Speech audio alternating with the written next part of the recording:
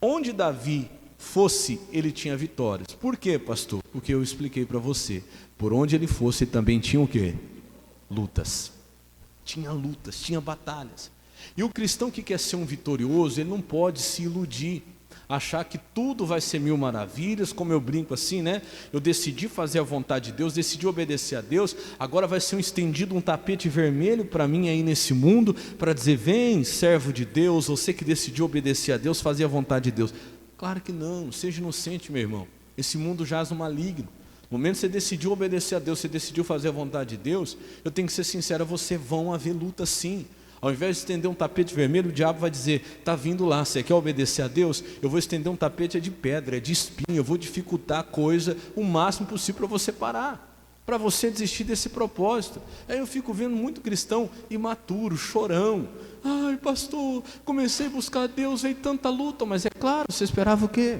Nós estamos num mundo que jaz no maligno. Ai pastor, comecei a buscar a Deus, veio tanta dificuldade, parece que quando eu estava lá no mundo não estava tão difícil que agora quando eu estou na igreja. Mas é claro, o diabo queria que você ficasse era lá no mundo. Então seja maduro nesse sentido. Vai haver luta, vai haver batalha sim, mas tem uma promessa de Deus. Antes de nós lermos aí 1 Reis 22, eu estava ouvindo essa mensagem do pastor Carlos, acho que foi essa semana aí. Coloca para mim só na tela ali rapidinho, o Samuel, Jeremias 1,19, presta atenção nisso aqui.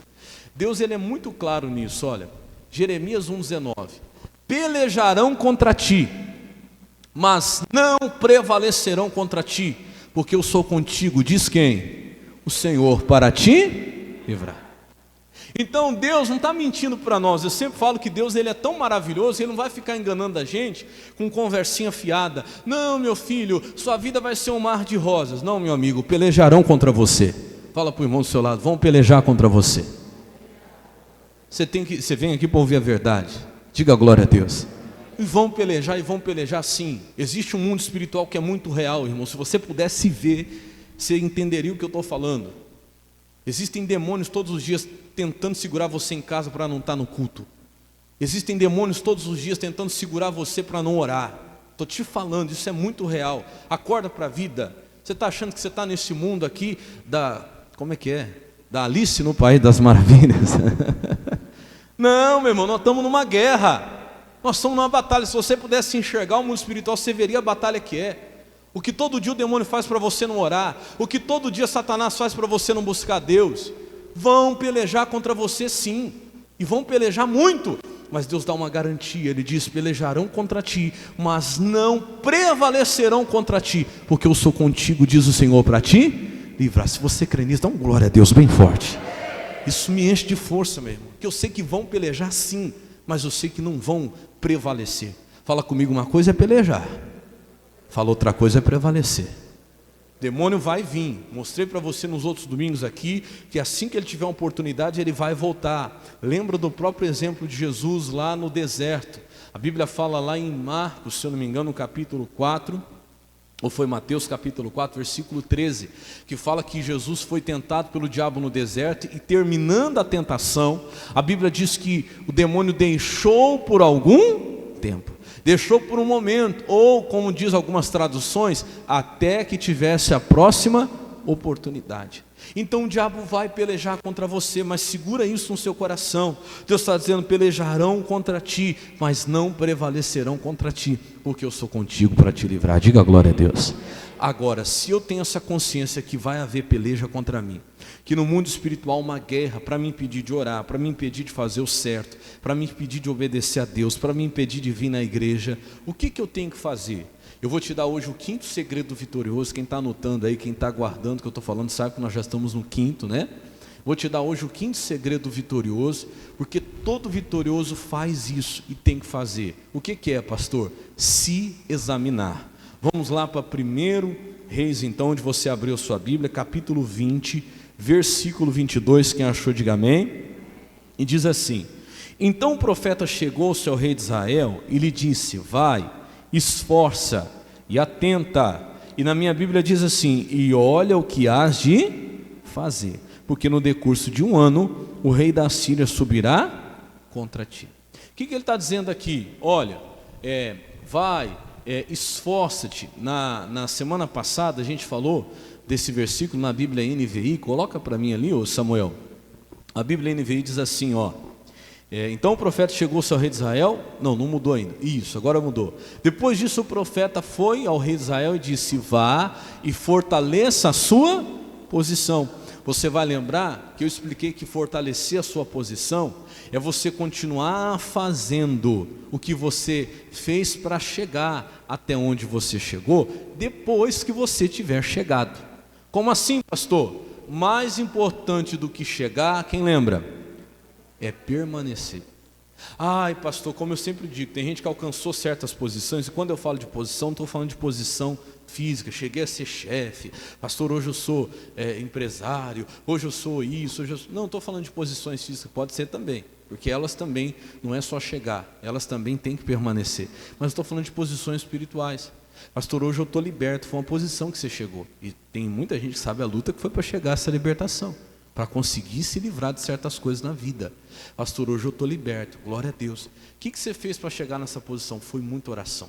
Pastor, foi muita oração, foi muito propósito. Eu fiz as campanhas, eu não faltava um culto, eu pegava a Bíblia, debruçava, anotava tudo, segurava no meu coração. Foi jejum, quantos jejuns? Glória a Deus. E agora eu cheguei, o que eu faço? Paro, porque eu já cheguei, não precisa fazer mais.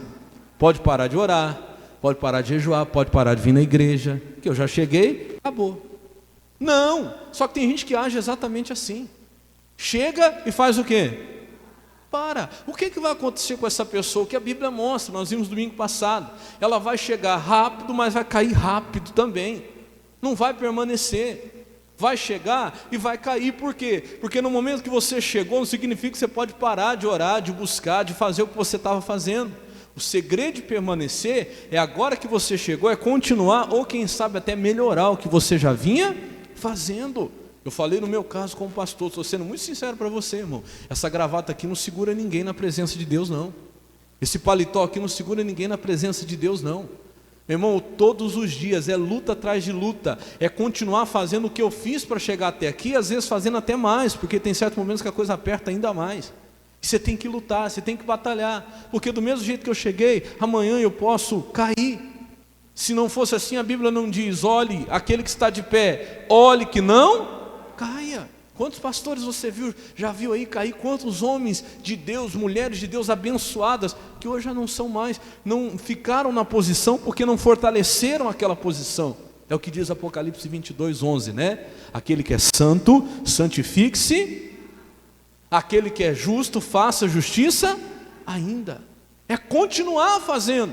Agora eu sou santo, eu não preciso mais santificar. Meu irmão, aonde eu falo? Por que um cristão acha que não precisa mais de vir na igreja? Porque ele acha que ele já chegou onde tinha que chegar. Isso aqui, esses dias eu vi uma frase assim que mexeu muito comigo.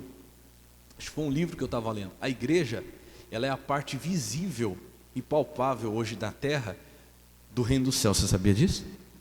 A igreja, ela é a parte visível, física do reino dos céus.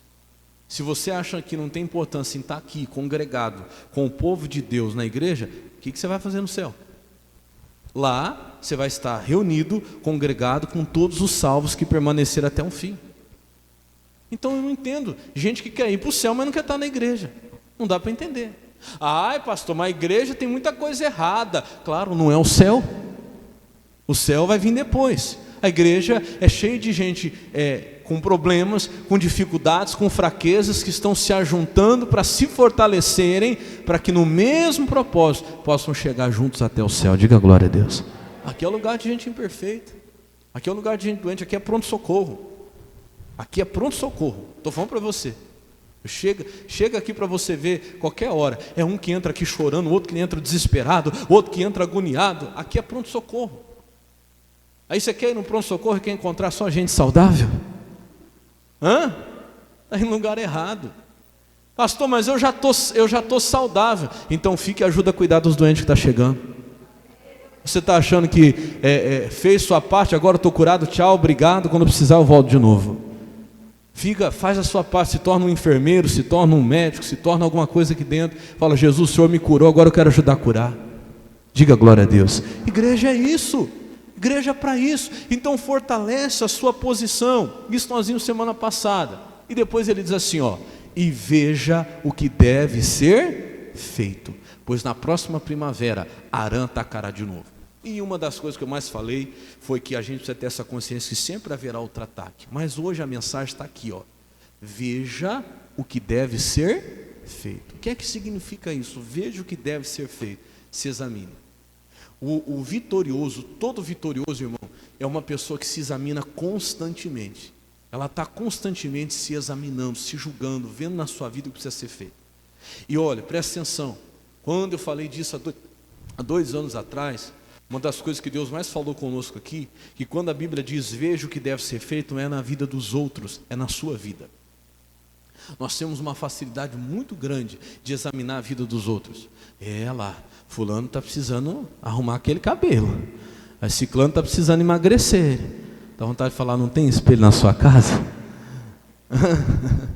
Porque a gente gosta, né?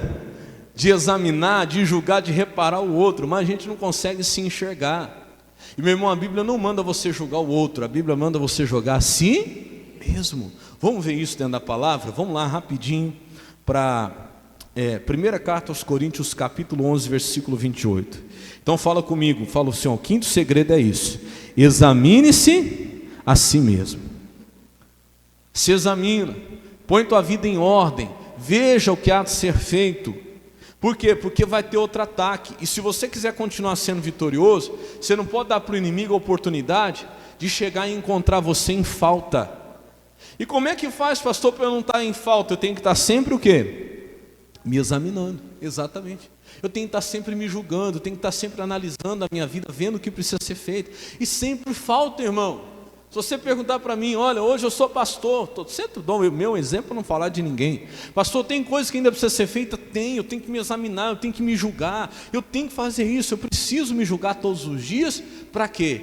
Para que eu esteja preparado para aquele outro ataque, porque sempre vai ter outro ataque. Quem está entendendo, diga amém. Se examina aí, vamos lá. Diz aí, a primeira carta aos Coríntios, capítulo 11, deixa eu abrir aqui para ler junto com você, capítulo 11, verso 28. É um texto que nós lemos muito na Santa Ceia, né? Primeira carta aos Coríntios, capítulo 11, versículo 28.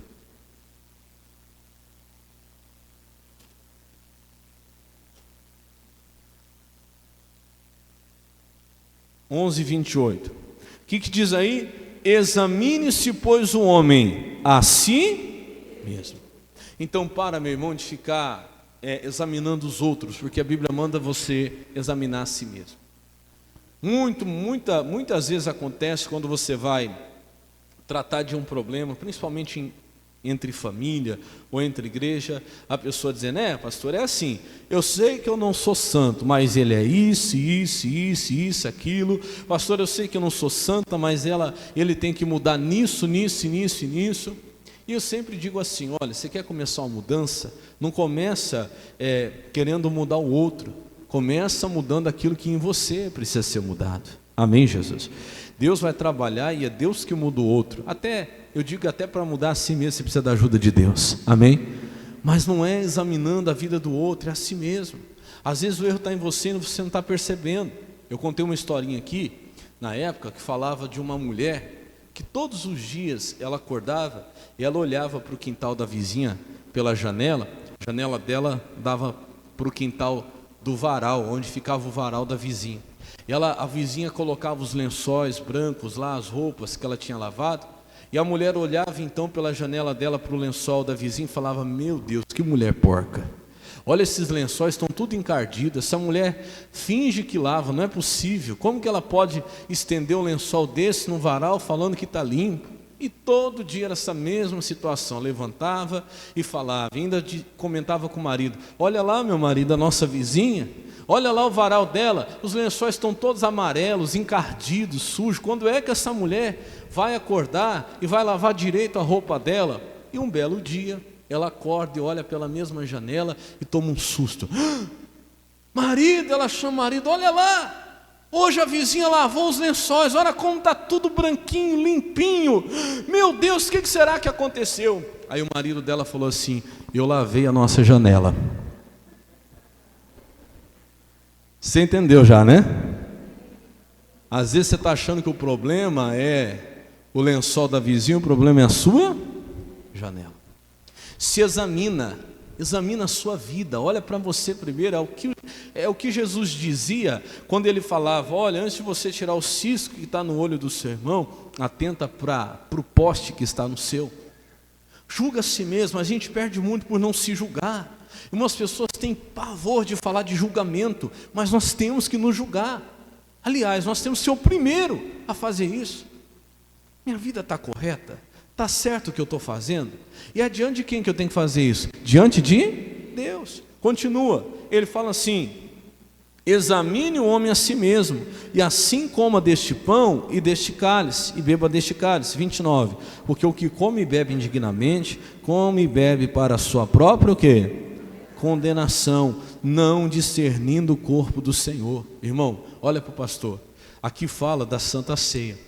Eu estava falando aqui naquela época que o cristão que ele não dá valor à Santa Ceia, o cristão que não se preocupa com a Santa Ceia, ou ele está se desviando ou ele já está desviado. E perdoa a minha sinceridade. Sabe por quê? O próprio Jesus disse que aquele que não come do seu corpo e não bebe do seu sangue não tem parte com ele. E você sabia o que é a Santa Ceia? Sabe o que é a Santa Ceia? Vamos dizer que você tem um grande vestibular, você quer passar num vestibular muito difícil, uma prova muito difícil. Sei lá, você quer passar na provinha da habilitação. Como é que se faz quando você tem uma grande prova marcada por um grande dia? Geralmente se faz assim: você pega provas passadas ou provas menores, ou pega outras provas e começa a fazer antes de chegar à prova oficial. É assim ou não é? Quem já estudou para vestibular, para concurso, quem já estudou porque eu estou falando aí? Você já não pegou outras provas e foi fazer para ver como é que você se saía? É assim. Você foi tirar a habilitação, pelo menos na minha época, a habilitação quando a gente foi tirar, aliás, até recentemente eu já contei que eu tive que tirar a habilitação tudo de novo, e aí eu fui lá fazer. Como é que a gente treinava para o dia da prova oficial? Fazendo provas antes. Então você sabia que a Santa Ceia é uma oportunidade que a gente tem de toda a Santa Ceia se examinar? Porque eu sempre digo isso: se você está sendo reprovado pela Santa Ceia, e você diz: não, eu ainda não posso participar da Santa Ceia, que dirá entrar no céu? É loucura. Eu não posso fugir desse julgamento que eu mesmo tenho que fazer a mim, enquanto eu tenho oportunidade. A Santa Ceia é um teste que Deus está me dando aqui com oportunidade, porque o dia do julgamento vai ser um julgamento sem nenhuma o quê? Oportunidade. Então, toda Santa Ceia, você vem aqui para isso: Deus, eu vou me examinar, eu vou me provar, eu tenho que me julgar. Eu estou apto a participar? Estou. Não estou. Então, se eu não estou, meu irmão, se nem na Santa Ceia eu estou sendo aprovado, imagina se eu vou ser aprovado no dia de entrar no céu. O céu existe, a eternidade é real. Então eu tenho que me testar, eu tenho que estar constantemente me provando. A Santa Ceia proporciona isso. Tem gente que deixa de participar da Santa Ceia por qualquer bobagem, por qualquer besteira. Não faça isso não. Eu lembro antigamente o temor que nós tínhamos em estar na Santa Ceia. Isso não é religiosidade, isso é temor. Hoje começou muito uma pregação sobre religiosidade. Tudo é religiosidade. Tem religiosidade que é quando a pessoa pratica aquilo sem nenhum amor, mais sem nenhum temor, simplesmente automático, né? É robotizado, só regra humana. Mas a Santa Ceia não é regra humana. Quem instituiu a Santa Ceia foi o próprio Espírito Santo de Deus, está aqui. Foi o próprio Jesus. Paulo diz: o que eu estou ensinando eu recebi de quem? Do Senhor. Recebi do Senhor que também vos ensinei. Na noite em que o Senhor foi traído, Ele tomou o pão e partiu, tendo dado graças, disse: esse é o meu corpo. Quem colocou isso foi Cristo. Eu não posso, meu irmão, tratar como qualquer coisa, porque é uma oportunidade de me examinar, de julgar a minha vida, de ver como é que está a minha vida. Será que realmente eu estou agradando a Deus? Eu estou andando de acordo com a vontade de Deus? Porque isso vai me livrar não só naquele dia do juízo, mas também aqui, quando tiver o próximo ataque. Quando o inimigo vier, ele não vai ter oportunidade de me julgar, porque eu já me julguei antes. Diga glória a Deus. Ele não vai ter oportunidade de encontrar falta em mim, porque eu já me examinei antes, e eu coloquei a minha casa em ordem. Quem está entendendo, diga amém. É para isso que serve essa oportunidade. Olha o que ele diz agora, continua, versículo 31. Porque se nós nos julgássemos a nós Não é os outros, está aqui. Para que fique ainda mais enfatizado, porque se nós nos julgássemos a nós mesmos, olha do que nós seríamos livres. Nós não seríamos o quê? Julgados. Faz isso. Irmão, se julgar é até um benefício que Deus nos dá. Deus te dá a oportunidade de você mesmo se julgar, mas não é se julgar de acordo com o que eu penso, do que eu acho. Não, eu penso, no meu coração eu sinto que está certo. Não, se julgar de acordo com a palavra. É pegar a Bíblia e aplicar os meus caminhos à Bíblia, a palavra. Está certo ou não está? Deus está de acordo com a tua vontade. O pastor Jaime sempre diz uma coisa que eu guardo comigo. Ele diz assim: Israel fez o que era mal aos olhos do Senhor. Veja que a Bíblia fala isso várias vezes. Aos olhos do Senhor. Tem gente colocando a sua vida aí certo ou errado aos seus próprios olhos. Às vezes aos seus próprios olhos está tudo certo para você, mas e aos olhos de Deus? É aí que eu quero ver. Aos olhos do Senhor você tem que se examinar. Aos olhos do Senhor, como é que está? Está do agrado do Senhor ou está do seu apenas? Aos meus olhos não tem nada a ver isso, pastor. E aos olhos do Senhor? É a oportunidade de se examinar. Não é de acordo com o que eu penso, o que eu acho, não. Por mim, eu penso que o que eu estou fazendo está certo. Eu acho que o que eu estou fazendo está certo, mas não é o que eu acho, não é o que eu penso. É o que o meu Deus diz, é aos olhos dele. Quem está entendendo, diga amém. Ele disse: porque se nós nos julgássemos a nós mesmos, não seríamos o quê? Julgados. Quando o inimigo chegasse, ele não ia encontrar falta em nós. Diga glória a Deus. Então se julgue. Você quer ser vitorioso, se examina todo dia. Todo dia dobra o seu joelho. A hora que você for dormir: Deus, a minha vida diante do Senhor, como é que está? Ou você acha, olha para o pastor, eu tenho certeza que muitas pessoas que sentassem mesmo assim diante de Deus, dobrassem os seus joelhos e falassem: Senhor, me fala a verdade, o que eu estou fazendo está certo ou não está? Jesus, eu quero me examinar hoje, a minha conduta, a vida que eu estou vivendo, a maneira que eu estou fazendo, está correto? Tenho certeza que Deus mostraria que não está. Você tem dúvida disso? Não, mas a pessoa não tem coragem de fazer isso. Ela quer que Deus abençoe, ela quer que Deus responda antes dela se julgar, independente se ela está fazendo certo ou não. Não, Jesus, espera aí, minha vida não está dando certo, as coisas não estão indo para frente. Espera aí, Jesus, deixa eu sentar aqui, eu quero me examinar. Como é que eu estou andando? Está correta a minha vida? Está certo o meu procedimento?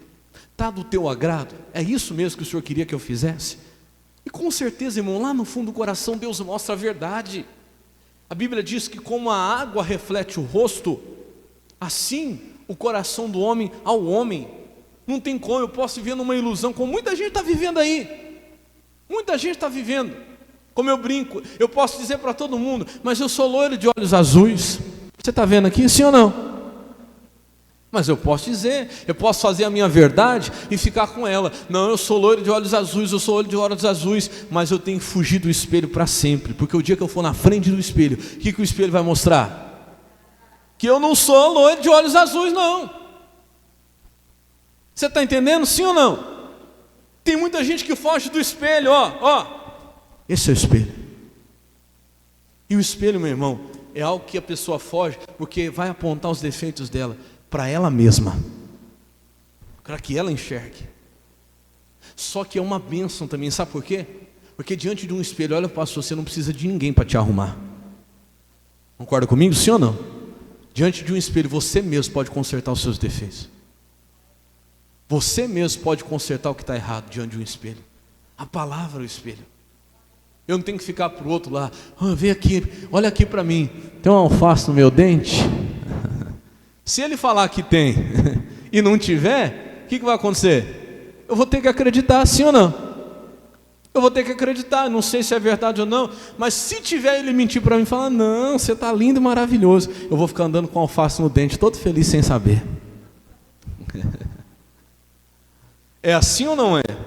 Tem muita gente, irmão, fazendo isso, sabe, está lá numa vida errada. Esses dias atrás, me perdoe, eu vou ser sincero, tá? Não é para ofender ninguém, mas é a verdade da palavra. Uma moça que há muitos anos conhece a palavra na igreja e fez até a obra e tudo, de repente virou a cabeça e largou o marido e agora não, vou servir a Deus, que nada, foi viver com outra mulher e está vivendo com outra mulher. Escuta, aí você sabe o que a Bíblia fala a respeito disso, a pessoa também sabe Mas para se conformar, chega para outras pessoas, ao invés de chegar a palavra e fala assim, mas o que você acha? Você vai encontrar um monte de gente para falar o que você quer escutar.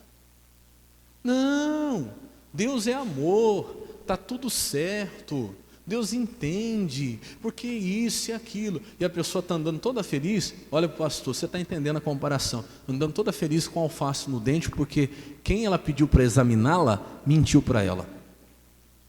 Mentiu para ela. E aí quando você chegar lá diante do juízo, irmão, não adianta você querer falar assim, Deus, mas eu acreditei no que o fulano disse, ele falou que não tinha problema.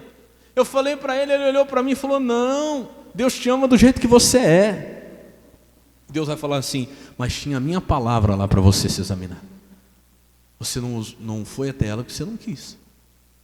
Você não queria o confronto com a palavra. Você pediu a aprovação dos homens. Os homens vão te aprovar em muita coisa. Não tem nada a ver não.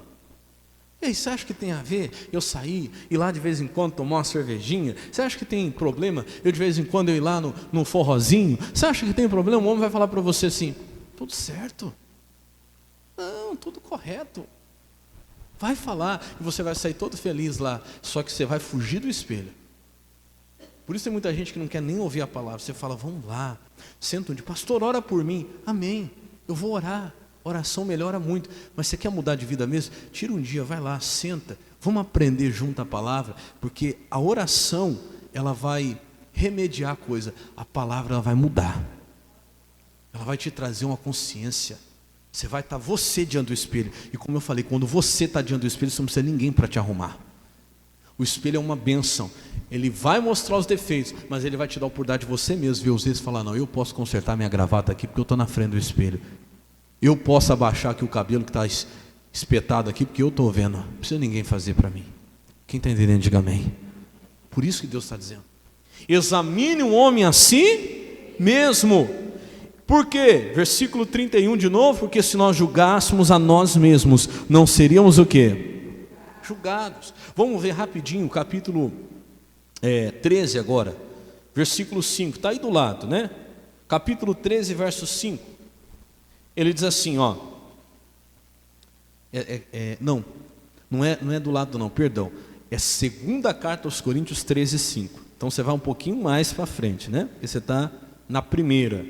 Vamos para a segunda. Segunda carta aos Coríntios, capítulo 13. Quem está entendendo, diga glória a Deus. Não, glória a Deus você que tem uma Bíblia. Glória a Deus você que tem um espelho em casa. Você não depende de ninguém para te mostrar a verdade. A necessidade que você tem de ter um espelho em casa é muito menor do que a necessidade que você tem de ter uma Bíblia. Porque muita gente, pelo menos eu não sei, uma casa que não tem um espelho.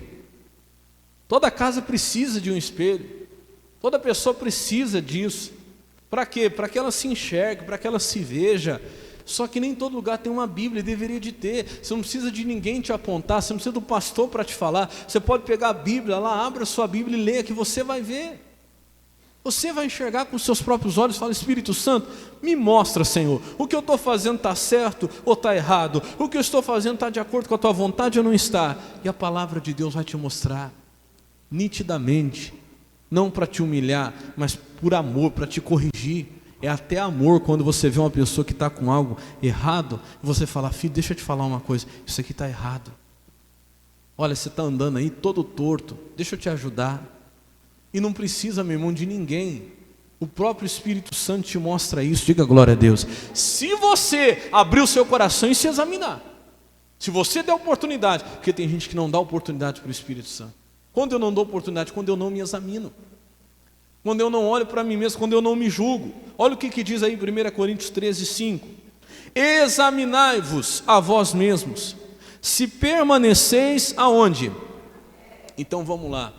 Por que é o segredo do vitorioso? Porque tem muita gente que já esteve na fé, ou já começou, já andou um tempo bem, mas talvez hoje não está mais. Não é porque eu me acertei um dia que eu nunca mais preciso me acertar. Não, eu tenho que estar constantemente examinando se eu permaneço. Lembra da mensagem do domingo passado? Mais importante do que chegar é o quê? Permanecer.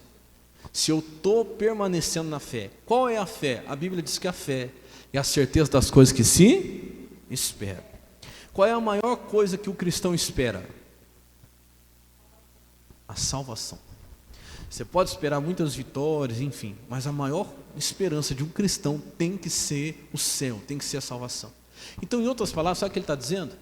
Examinai-vos se você permanece na fé, naquela certeza de que você está indo para onde você espera, de que você vai alcançar o que você espera. Você tem certeza que você vai para o céu? Você tem que se examinar todo dia. Não, pastor, porque não tem como uma pessoa ter essa certeza. Já falei isso aqui várias vezes para você, que tem. Aliás, a Bíblia manda você ter essa certeza. Porque não dá para você brincar com uma coisa tão séria.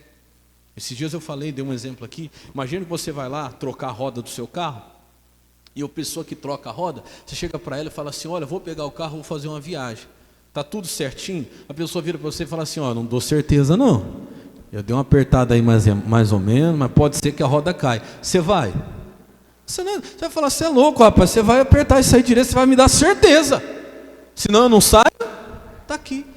Uma coisa menor, você quer ter certeza, e uma coisa tão maior, você não acha que não precisa ter certeza?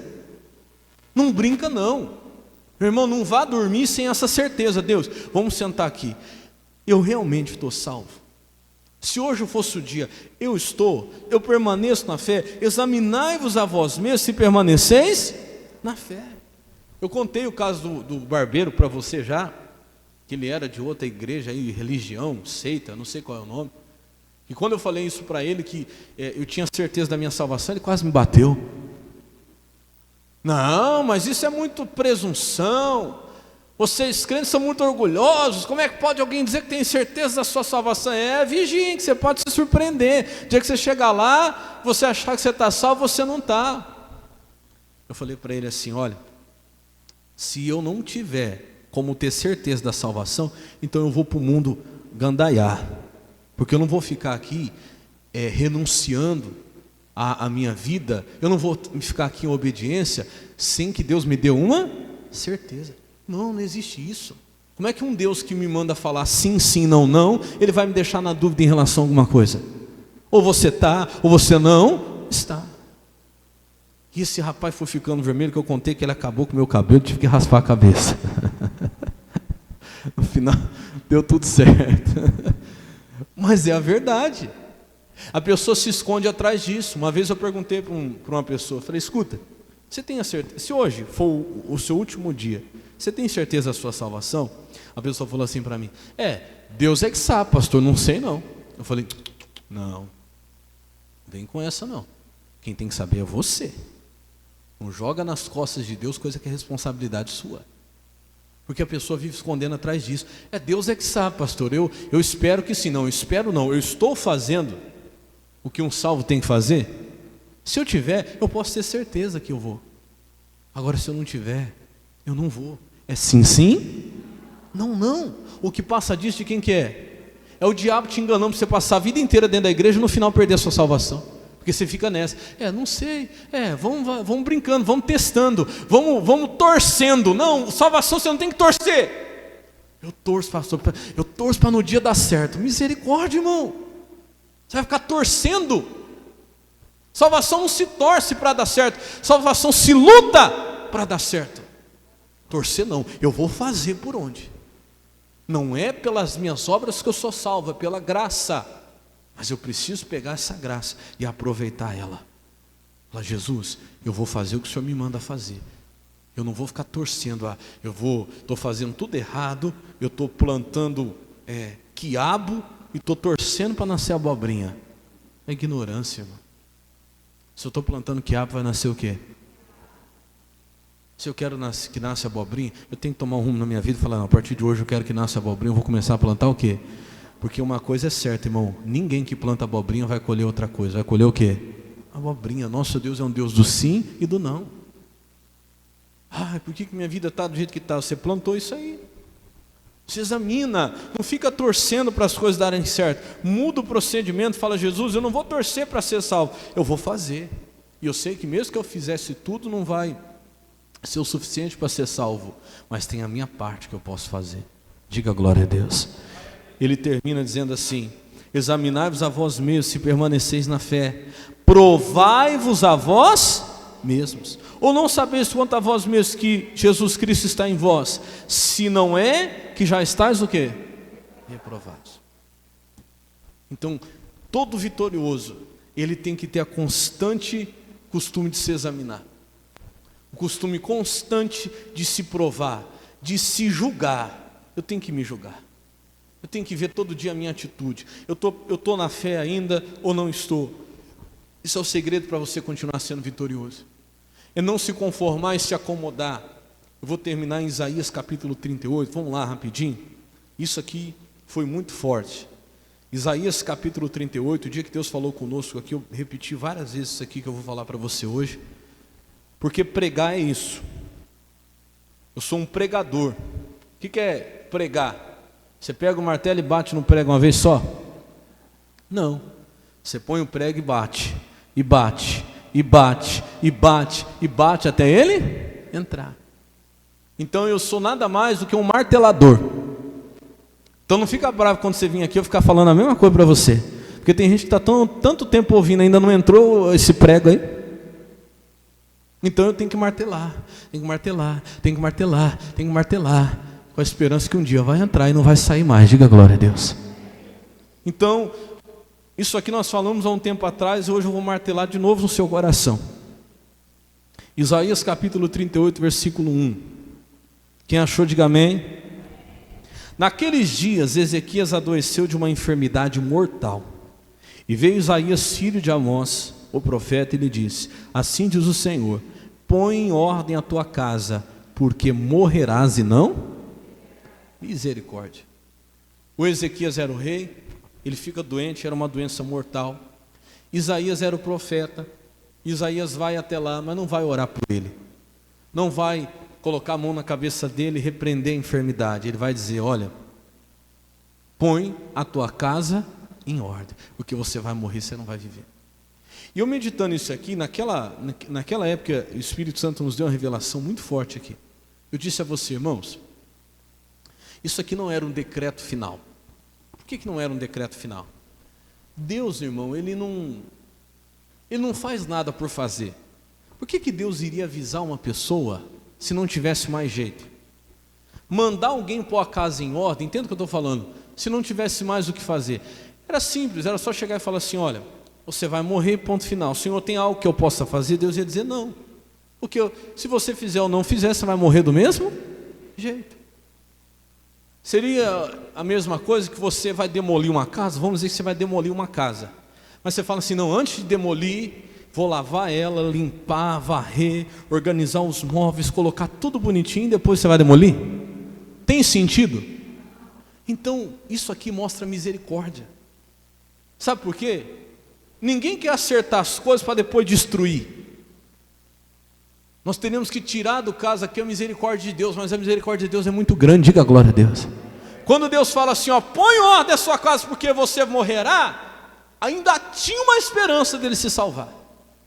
Porque senão Deus não estaria dando aquele recado: põe a tua casa em ordem. Deus não queria organizar uma casa para depois demolir. Às vezes é só um choque que tem gente que precisa. Porque tem gente que só vai colocar a casa em ordem quando Deus vier e falar: vai morrer. Ai meu Deus, deixa eu ir para a igreja, deixa eu buscar Deus. É assim ou não é? Infelizmente é o que precisa. Deus não queria que ele morresse, senão Deus não teria falado: põe a casa em ordem. Porque seria uma coisa em vão. Põe tua casa em ordem, mas você vai morrer do mesmo jeito. Não, põe tua casa em ordem. E entre as linhas tinha uma esperança ali, diga glória a Deus. Deus é misericordioso. Sabe que, mesmo seja na última hora, às vezes tem gente que só quando o médico chega e fala: olha, infelizmente você não tem muito tempo de vida. E a pessoa fala: ai meu Deus do céu, ai eu vou para a igreja, agora eu vou buscar Deus. E infelizmente é aquela hora que vem, mas vem. E Deus é tão misericordioso que na última hora, depois do choque, a pessoa vem e Deus ainda salva, diga glória a Deus. Quanta gente você não conheceu assim? Aliás, como eu falo, 99,9% não veio para a igreja porque estava tudo bem, incluindo a mim. Veio para a igreja porque tomou um choque. Alguma coisa aconteceu. E Deus é tão misericordioso que Ele te dá essa esperança, ainda que seja no final, meu irmão.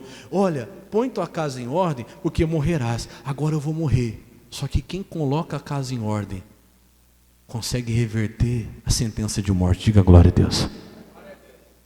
Nem que seja no final, você consegue reverter. Infelizmente, é necessário o médico falar isso, né? Porque senão, muitas vezes não precisava do médico falar você tem poucos dias de vida. Você tomava um escorregão, batia a cabeça, caía e morria, acabou. Mas às vezes quando Deus dá aquela oportunidade do médico falar assim, olha, você tem pouco tempo de vida, é Deus dando oportunidade de colocar a casa em ordem. E quando a casa é colocada em ordem, muitas vezes até aquela sentença de morte é revertida. Diga glória a Deus. Eu creio nisso. Isso aqui era misericórdia. Quem crê também, diga amém. Era misericórdia. Ele não orou por ele, mas deu uma coisa que ia resolver mais do que a oração. Deu a oportunidade dele mesmo orar. Quando eu li isso aqui eu não entendia. Meu Deus, por que o Isaías foi lá levar esse recado tão duro e não foi orar pelo Ezequias? Pelo menos não tentou. Vem cá, seu Benedito. Ô irmão, a palavra de Deus falou. Opa, segura aí. Vem cá. A palavra de Deus falou que era para mim falar para o Senhor que essa enfermidade, o Senhor tem que pôr casa em ordem, porque o Senhor vai morrer e não vai ver. Mas eu vou orar pelo Senhor. Não, em nome de Jesus, está repreendido esse mal. Não. Sabe por quê? Olha para o pastor. Tem coisa que não vai mudar a oração dos outros. O Isaías deu algo maior do que orar por ele, porque às vezes eu não entendia. Por que ele não orou por ele pelo menos? Ele não podia fazer aquilo, ou não precisava. Na verdade, precisava dele mesmo orar. Tem coisa que não é a oração do outro que vai mudar. Porque tanta gente já orou por mim, já orou por você, às vezes não mudou certas coisas. Às vezes o que está faltando é a sua oração. Você vai ver que foi a oportunidade que ele deu. Obrigado. Olha o que diz aqui. Não pode ir lá. Vai lá. Olha só. Versículo 2. Então virou Ezequias o rosto para a parede e fez o quê? Ele não orou. O Isaías não orou pelo Ezequias, mas deu uma palavra que fez ele fazer o quê? Fez ele orar. Às vezes é o que precisa. Ah, pastor, o senhor não vai orar por mim? Às vezes você está recebendo uma palavra que vai fazer com que você venha. Às vezes é você que tem que orar. Porque nós vimos lá que o homem tem que examinar quem? Talvez fazia muito tempo que o Ezequias não fazia isso. Talvez se o Isaías orasse por ele, ele também não ia levar a coisa a sério. Talvez não ia resolver nada. Porque eu falo para você, ainda que o pastor ore por você, não é pecado você pedir oração não. Mas tem gente que há muito tempo é que não ora. Precisa de um choque para acordar. Fala, não, eu tenho que agora buscar Deus, eu tenho que examinar a mim mesmo. E o que eu achei bonito aqui, que Deus falou conosco na última vez, há 2 anos, se eu não me engano, foi que Ezequias, ele era rei. E rei é cercado de pessoas, irmão. Rei é alguém que tem uma posição privilégio, que pode privilegiar e ajudar muita gente. Então todo rei ele é cercado de pessoas que a gente chama de pessoas que tem um nome aí que eu esqueci agora. São pessoas que gostam de puxar a sardinha, que gostam de elogiar, que gostam de... tem um nome que me fugiu agora. Bajuladores. Obrigado, irmão. Vocês são inteligentes demais. Essa igreja é uma benção. Bajuladores. Irmão, as pessoas gostam de se cercar de bajuladores.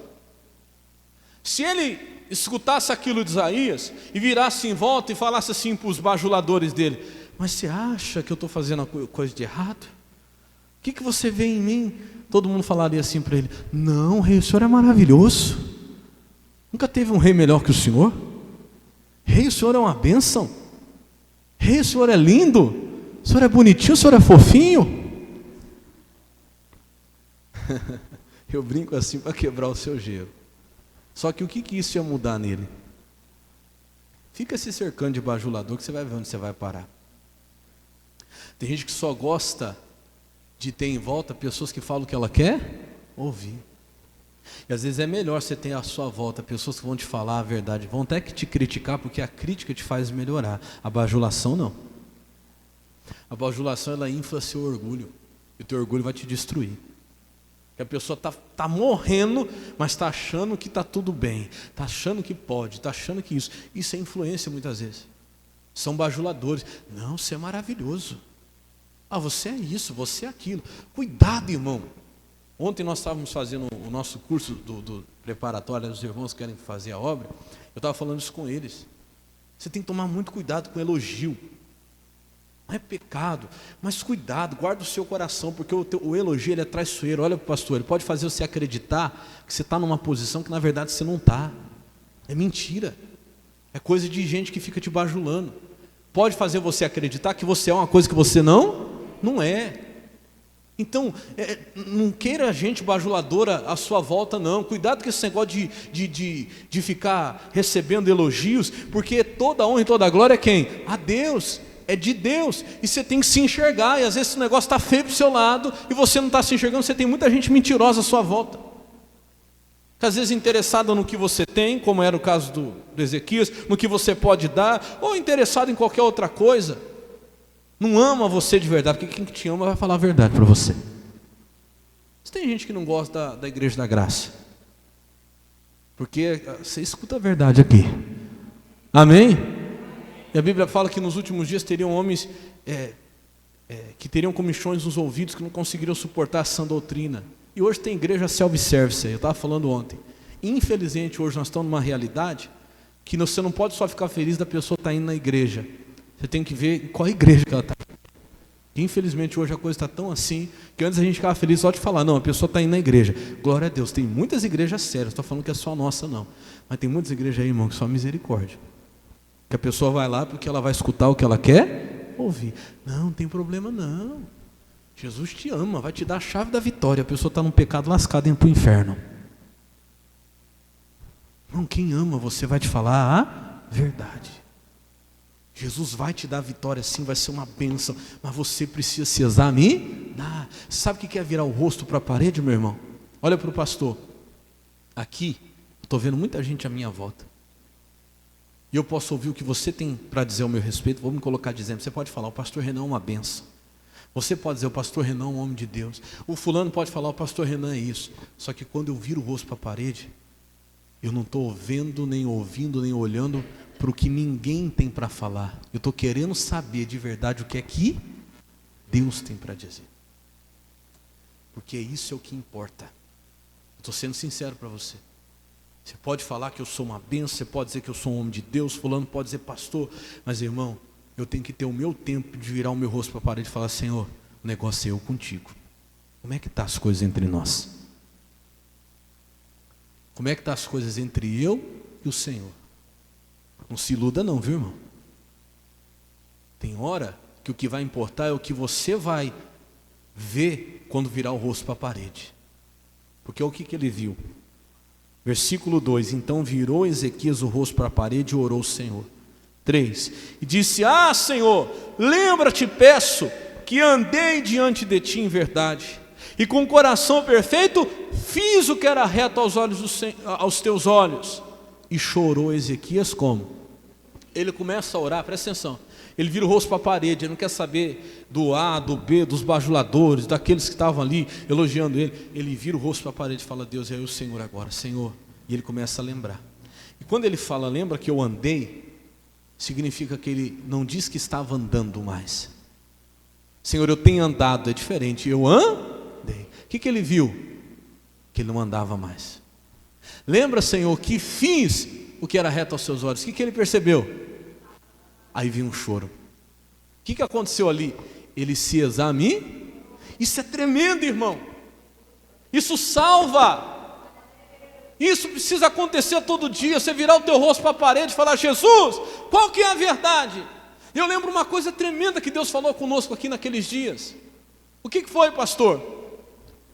Lembra que eu falei, se você for no médico, o médico pedir exames a você, aí você vai lá, e no dia que o médico te pedir os exames, você faz todos os exames.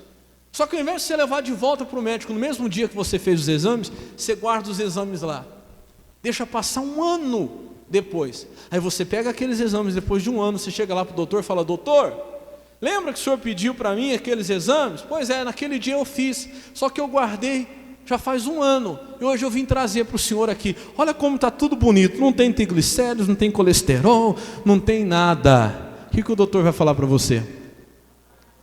Vai fazer tudo de novo, porque isso aí não serve mais para nada. 1 ano é muito tempo. E eu lembro que Deus bateu nessa tecla conosco aqui: exame antigo não serve nem para médico, quanto mais para Deus. Tem uns irmãos aqui que são da saúde, eu não me lembro, mas acho que é 3 meses, se eu não me engano, o prazo para o médico aceitar exame. Se alguém souber, pode até me falar melhor, mas se eu não me engano é 3 meses. Você fez o exame, se você levar depois de 3 meses, ele não aceita mais, ele vai falar: faz de novo. E tem gente, irmão, que você vai falar com ela, eu já cansei de ver isso, ela fala assim: pastor, eu já fui muito usado por Deus, eu já fiz muito para Deus, Deus já me usou muito, eu já preguei, já fiz a obra, já orei por pessoas, elas foram curadas. Quanto tempo faz isso, irmão? Quanto tempo faz isso? Porque eu vou falar uma coisa para você: exame de ontem já não serve para hoje. Porque ontem eu podia estar salvo na presença de Deus, e se eu vacilar hoje, eu perco a minha salvação. Eu tenho que me examinar todos os dias. O Ezequias percebeu isso. Ele começa a dizer: eu fiz, eu andei, e ele começa a chorar. Sabe o que era esse choro? Deus, tudo que eu estou falando não serve de nada. Olhando para a minha vida hoje, o que eu fiz hoje eu não faço, o que eu andei hoje eu não ando. Você está entendendo, sim ou não? Mas foi revertido a sentença de morte. Por quê? Porque nesse momento ele se examina. E olha o que diz o versículo 4. Então veio a palavra do Senhor a Isaías dizendo: vai e diz a Ezequias, verso 5, né? Assim diz o Senhor Deus de Israel teu pai: ouvi a tua oração e viu o quê? E eis que acrescentarei aos teus dias quanto tempo? Diga glória a Deus.